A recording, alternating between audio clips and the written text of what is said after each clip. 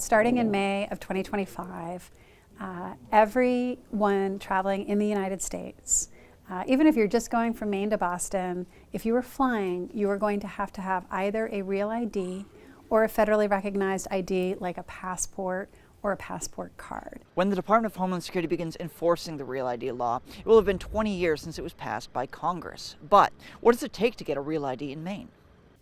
Hi, how can I help you? Hello, I'm here to get a Real ID today. Okay, I'll take your driver's license and what you brought with you for documents. We began by making an appointment online and reviewing exactly what documentation to bring using an online checklist. Review that checklist because there are two important things that you have to demonstrate to the satisfaction of the customer service representative at the BMV.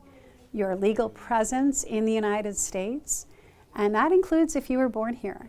You need an official copy of your birth certificate or a passport will also satisfy that requirement for showing your legal presence.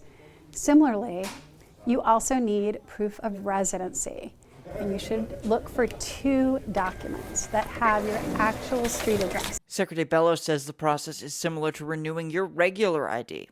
The clerk checks the required documents, asks a few questions. And are you registered to vote in your town? Yes. Okay. And if you're like me and haven't updated your ID picture in over a decade, take a new photo.